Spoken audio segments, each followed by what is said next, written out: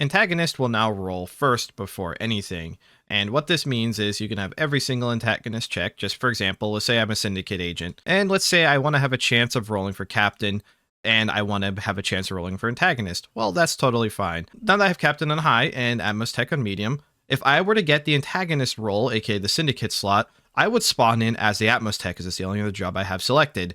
If I don't get it, and I am the only captain rolling high and I get the captain slot, well, then I'll be the captain. So this is, again, for all round start antagonist.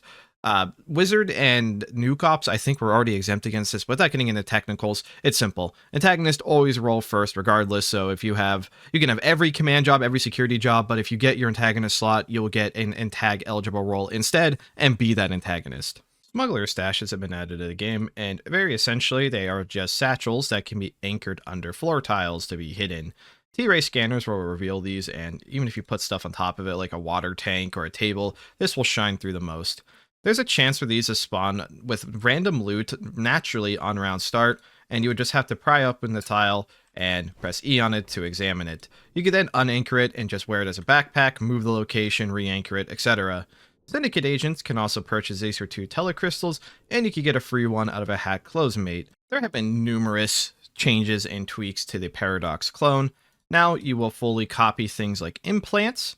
You'll even copy objectives and statuses like nukies, for example. So I copied a lone operative, and that technically means that if I was a normal nuke op and it was nukies, you'd also have to kill the Paradox clone in order for the round to end. End through the death of the nukies. It could still end otherwise. Anyways, yeah, you copy all the items now fully just to keep things clear. You copy everything. You copy implants. You copy traits. You copy in tag status. You copy symbols, like hidden symbols, like being a nukie.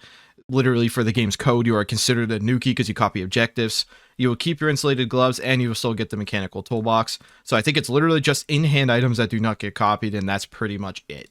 The Syndicate backpack has received a buff. It is now 35 slots, which is cursed because there's now this corner piece missing, which is definitely intentional, but it's really funny just seeing this like chunk taken out of the rectangular backpack space. Electrocution stun times have been decreased across the board, so from low voltage to high voltage stun times, they have been reduced. So really, it's more like high voltage wires now stun for the time medium voltage does, and medium voltage now stuns for the time low voltage does, and low voltage just it stuns you for a little bit of time. PDAs now come with a new program called the NanoTask, and this is just a helpful tool to set yourself in-game notices.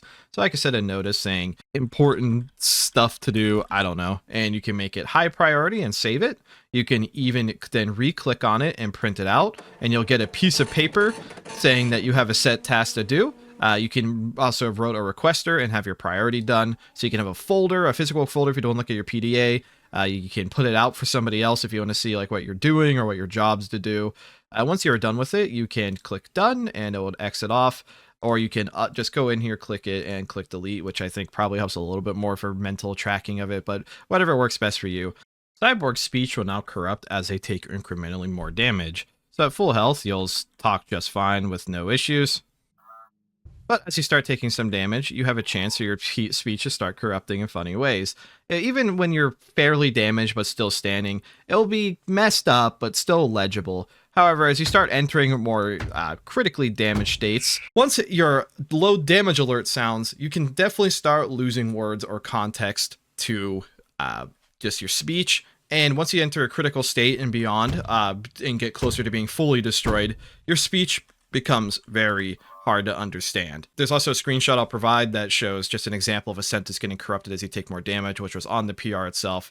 Very cool stuff. So if you gun down a Borg rapidly, they may not have any real chance of shouting off on the radio anything coherent for people that use any knowledge or info out of it. You can now buy foam force crates from Cargo for $3,000. Inside of this, there are foam dart grenades, the foam force Astro Ace rifle, and ammo for these guns. Funnily enough, you still have to wield these foam force guns, which I do find funny. But I could definitely see these being popular, especially the grenades. It does cost a little bit of money. It's for just a toy item, but they are fun to use. You now locate 2 mailbags inside of a cargo drobe. You can't fit packages inside of it, but you can put letters inside, no issue. It has a little decent bit of space, and you can wear this on your belt slot. So this is great for mail carriers, and it has a really nice looking sprite under your side there. So just an indicator to somebody that you may be delivering some letters to them. Disablers no longer do any form of actual harm damage, so Disabler SMG, the normal Disabler, and the Practice Disabler no longer do any form of burn damage, so they are completely and utterly non-lethal now. Now into the drippy part of this update, and there is a lot of sprite work and just clothes changes done over these past 2 weeks, and I'll cover a lot of them at least.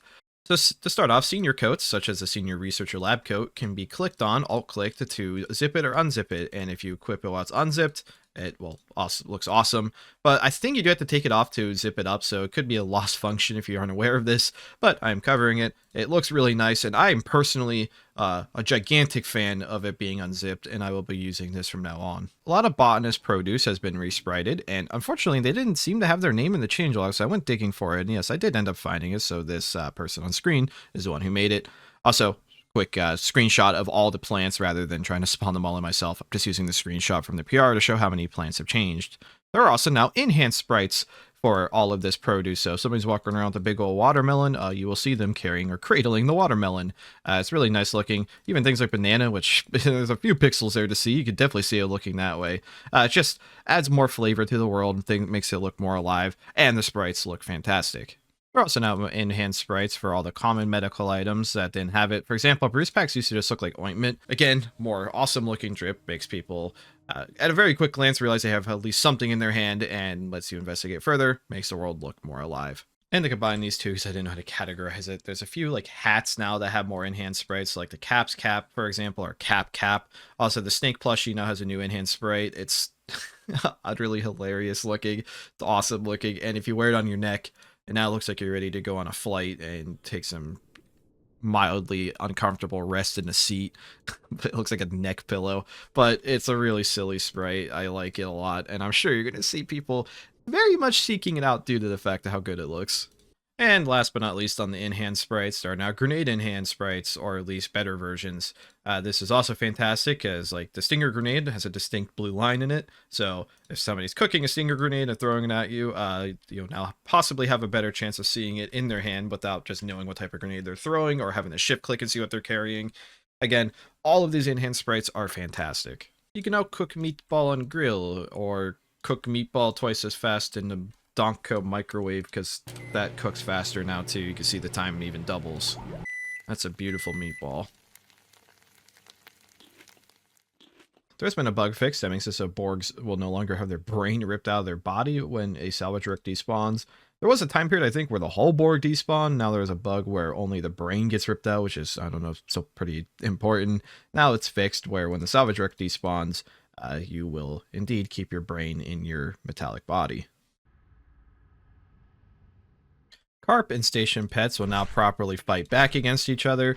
Before, like, Shiva would just kind of pick apart Carp and the Carp wouldn't defend themselves, for example, but now that's no longer the case. Shiva can still definitely kill a Carp in a 1v1. And much to my surprise, there's actually a poster commemorating that this is the 100th update video. I can't believe I've been doing it for this long already. And it depicts Tyrone having an online schooling for space. It's never that bad. In the end, you might even get a tortilla. It's been a very, very long journey of space station content. Went from just playing the game, making a few videos just for fun, to a trial admin on Wisden, admin on Wisden, moderator on Wisden, project manager on Wisden, head admin on Wisden. Now I'm retired from Wisden, but throughout all of that, the update videos have persisted. I've always still been interested in the development of the upstream of the game. Not sure I can show my appreciation for the maintainers and contributors anymore. But yes, it is very, very heartwarming and a little surprising and shocking. But even the maintainers have thanked me in this video. So this is a greater thank you to everyone in the space station community. It's been a lovely 100 update videos. There's going to be 100 more, I'm sure, because I don't see myself stopping anytime in the next 2 years if I haven't stopped now. But yes, huge thank you to everyone in the community, maintainers, contributors, players, admins, everyone in the downstreams, upstreams, the forks, the sporks, whatever. we all make this game what it is. It's just an experience at this point. Anyways, thank you guys for watching.